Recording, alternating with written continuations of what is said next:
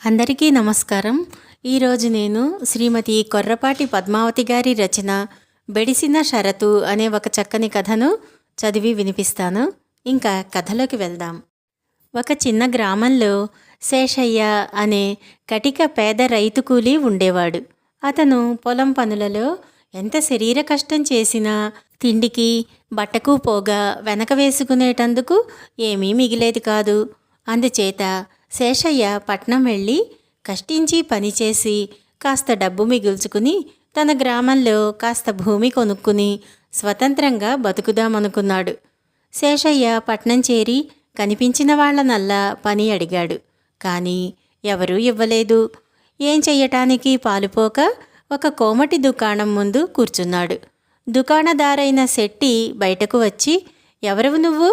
అని శేషయ్యను అడిగాడు. తనది ఫలానా గ్రామమని, పని కోసం పట్నం వచ్చానని, ఎక్కడా దొరకలేదని శేషయ్య చెప్పాడు. శెట్టికి పనివాడు కావాలి.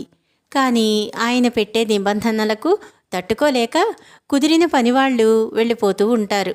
ఈ పల్లెటూరివాడు అమాయకుడులాగున్నాడు. కొంతకాలమైనా నిలకడగా ఉంటాడేమోనని శెట్టికి అనిపించింది. "ఒరే అబ్బి, మాకు ఇంటి పని, దుకాణంలో పని చెయ్యటానికి మనిషి కావాలి. నిలకడగా ఉండి 1 సంవత్సరం పాటు పనిచేస్తావా?" అని శెట్టి అడిగాడు. "ఏమిస్తారు?" అన్నాడు శేషయ్య. "సంవత్సరానికి 200 రూపాయలు ఇస్తాను. 2 పూటల విస్తరి నిండా అన్నం పెడతాను. మధ్యలో నువ్వు పని మానితే నీకు జీతం ఏమీ ఇవ్వను. నేనే నిన్ను మధ్యలో పంపదలిస్తే రెట్టింపు జీతం ఇచ్చి మరీ పంపుతాను. ఈ షరతు నీకు సమ్మతమైతే పనికి కుదురు" అన్నాడు శెట్టి. ఈ షరతుకు శేషయ్య సంతోషంగా ఒప్పుకున్నాడు. పొద్దున్నే లేవటము, కసువు ఊడ్చటము, చెట్లకు నీరు పొయ్యటము, శెట్టి భార్య ఇంటి పని చేసుకునే సమయంలో పిల్లలను ఆడించటము, ఆ మీదట దుకాణంలోకి వెళ్ళి శెట్టిని భోజనానికి పంపి ఆయన వచ్చే వరకు దుకాణంలో బేరసారాలు సాగించి ఆయన తిరిగి వచ్చాక ఇంటికి తాను వెళ్ళి భోజనం చెయ్యటం శేషయ్య పని. మొదటి రోజు శేషయ్య ఈ పనులన్నీ ముగించి విస్తరి వేసుకుని భోజనానికి కూర్చునేసరికి శెట్టి భార్య ఒక చిన్న పళ్ళెంలో కొద్దిగా పొడి అన్నం తెచ్చి విస్తరి నిండా చల్లి పచ్చడి వేసి వెళ్ళిపోయింది. శేషయ్య నిర్ఘాంతపోయి మళ్ళీ అన్నం అడగటానికి సిగ్గువేసి ఆ అన్నమే ఊడ్చుకుని 2-3 ముద్దలు చేసుకుని తిని తిరిగి పనిలోకి వెళ్ళాడు. 2-3 రోజులు ఇలాగే గడిచాక శేషయ్య శెట్టితో, "అయ్యగారు, భోజనం చాలటం లేదు" అన్నాడు. శెట్టి ఉగ్రుడైపోయి, "నేను షరతు ప్రకారం విస్తరి నిండా అన్నం పెడుతున్నాను. ఇష్టముంటే ఉండు, లేకపోతే వెళ్ళు" అన్నాడు. శేషయ్యకు శెట్టి మీద చాలా కోపం వచ్చింది. షరతు ప్రకారం తాను చెయ్యగలది నిశ్చయించాడు. అతను తెల్లవారుజామునే లేచి ఇటు కసువు అటు, అటు కసువు ఇటు చిమ్మి అంట్లగిన్నెలను సొట్టలు పోగొట్టి మసి వదలకుండా తోమాడు. తరువాత పిల్లలను ఆడించటానికి దూరం తీసుకుపోయి వాళ్లను గతుకుల నేలలో పరిగెత్తనిచ్చాడు. చిన్నపిల్లవాడు పడిపోయి ఏడుస్తూ ఉంటే పిల్లలను ఇంటికి తీసుకొచ్చి, "అమ్మగారు, పిల్లలు ఏడుస్తున్నారు" అని చెప్పాడు. "అయ్యో, నా చేతిలో పని కాలేదు, ఇంకా కొంచెంసేపు ఆడించు" అంటూ శెట్టి భార్య పిల్లలకు ఏదో తినుబండారాలిచ్చి పంపింది. శేషయ్య వాళ్లను అవతలకు తీసుకుని పోయి వాళ్ల చేతుల్లో ఉన్న తినుబండారాలు తానే తినేశాడు. తరువాత వాళ్లను శెట్టి భార్యకు అప్పగించి దుకాణానికి పోయి శెట్టిని భోజనానికి పంపి కొట్టుమీద కూర్చుని అక్కడ తినదగినవన్నీ తలా కాస్త నోట్లో వేసుకుని దుకాణానికి వచ్చే బేరగాళ్లకు తక్కువ ధరకు ఎక్కువ వస్తువులు ఇచ్చాడు. శెట్టి భోజనం చేసి ఇంటి నుంచి దుకాణానికి రాగానే శేషయ్య ఇంటికి వెళ్ళి 3 విస్తళ్ళు కలిపి ఒకే విస్తరిగా కుట్టి తెచ్చి భోజనానికి కూర్చున్నాడు. శెట్టి భార్య ఆ విస్తరి చూసి ఆశ్చర్యపడి ఏమీ అనలేక విస్తరి నిండా అన్నం రాల్చింది. శేషయ్య ఆ అన్నం తిన్నంత తిని మిగిలినది వీధిలో కుక్కలకు వేశాడు. ఆ సాయంకాలం శెట్టి భార్య శెట్టితో శేషయ్య విస్తరి మాట చెప్పింది. ఆ రాత్రి శెట్టి శేషయ్య భోజనానికి కూర్చున్నప్పుడు, "ఇంత పెద్ద విస్తరి నిండా అన్నం పెట్టం" అన్నాడు. "మీ షరతులో విస్తరి పెద్ద చిన్న అనే మాట లేదు.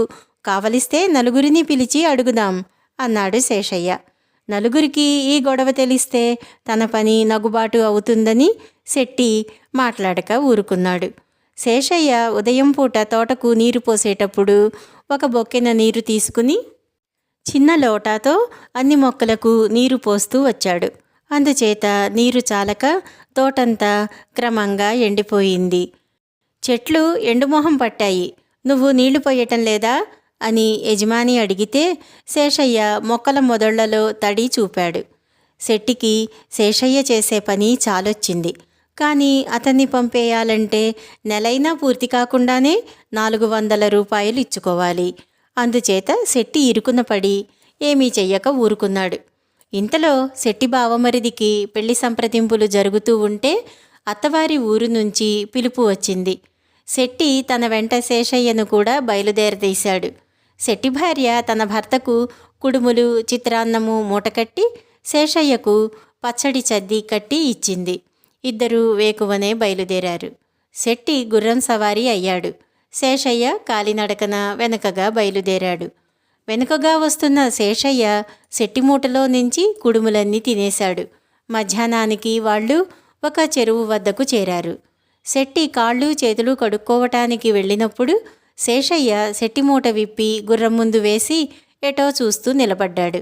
శెట్టి తిరిగి వచ్చి, అయ్యో పాడుగుర్రం నా గుడుములన్నీ తినేసింది అని దిగులు పడ్డాడు.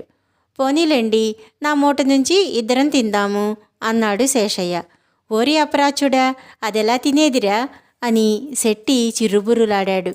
అప్పుడు శేషయ్య శెట్టితో, అయ్యగారు, నేను గుర్రం మీద ముందుగా మీ అత్తగారి ఊరు వెళ్ళి మీకు భోజనంతో సహా అన్ని ఏర్పాట్లు చెయ్యమని చెప్పి తిరిగి వస్తాను అన్నాడు. శెట్టి సరేనన్నాడు. శేషయ్య గుర్రం మీద శెట్టి అత్తవారింటికి వెళ్ళి శెట్టి మామగారితో, మా అయ్యగారు వస్తున్నారు, వారు కొద్దిగా జబ్బుపడ్డారు, పచ్చంగా ఉన్నారు, పాత కొర్రో బియ్యపు అన్నము పాత చింతకాయ పచ్చడి తింటారు, మీ మాట తీసివేయలేక వస్తున్నారు, ఈ మాట చెప్పమని నన్ను పంపారు అని చెప్పాడు. శెట్టి మామగారు ఈ వార్త విని చాలా చింతించాడు. శేషయ్య వెనక్కు తిరిగి వెళ్ళి శెట్టిని కలుసుకుని, మీ అత్తవారింట మీకోసం బ్రహ్మాండమైన ఏర్పాట్లు చేస్తున్నారు అని చెప్పాడు.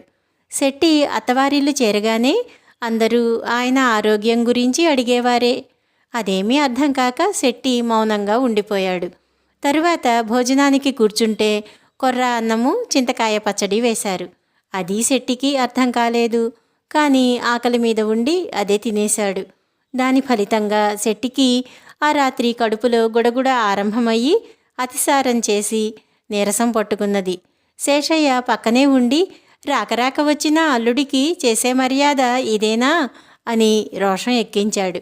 శెట్టికి పౌరుషం వచ్చింది.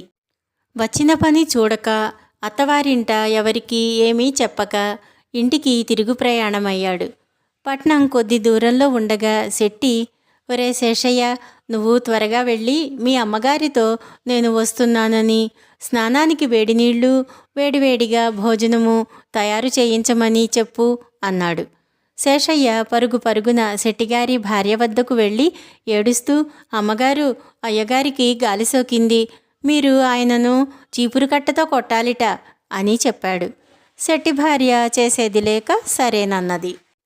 శేషయ్య లబోదిబోమంటూ శెట్టిని కలుసుకుని, అయ్యగారు ఏం చెప్పమన్నారు, మనం బయలుదేరగానే అమ్మగారికి గాలి సోకిందిట, ఇల్లంతా అల్లకల్లోలంగా ఉన్నది, మీరు వచ్చి చీపురు కట్టతో కొడితేనే కానీ దెయ్యం వదిలిపోదుట అని చెప్పాడు. శెట్టి ఆ మాట నమ్మి ఇంటికి వచ్చి తన భార్యను చీపురు కట్టతో కొట్టసాగాడు. ఆమె కూడా తన భర్తను చీపురు కట్టతో కొట్టసాగింది. ఈ చీపురు కట్టల యుద్ధం చూసి ఇరుగు పొరుగు వాళ్ళు దీనికంతకు కారణం ఏమిటి అని విచారించగా శేషయ్య చేసిన మోసమంతా బయటపడిపోయింది. అవును, ఈ కుట్ర నాదే, పేదవాళ్ల ఆకలి బాధ ఎలాంటిదో తెలిసి రాగలందులకు ఈ విధంగా చేశాను అని శేషయ్య జరిగినదంతా అక్కడ చేరిన పెద్ద మనుషులకు చెప్పాడు. ఊరి పెద్దలు శెట్టిని గట్టిగా చివాట్లు పెట్టారు. శెట్టి శేషయ్యను పంపించెయ్యటానికి నిశ్చయించి 400 రూపాయలు ఇచ్చేశాడు. శేషయ్య తన గ్రామానికి తిరిగి వెళ్ళి ఆ డబ్బుతో కొద్దిగా పొలం కొనుక్కుని పెళ్లి చేసుకుని పొలం పని చేసుకుంటూ సుఖంగా జీవించాడు. ఈ కథ ఇంతటితో సమాప్తం. నమస్కారం.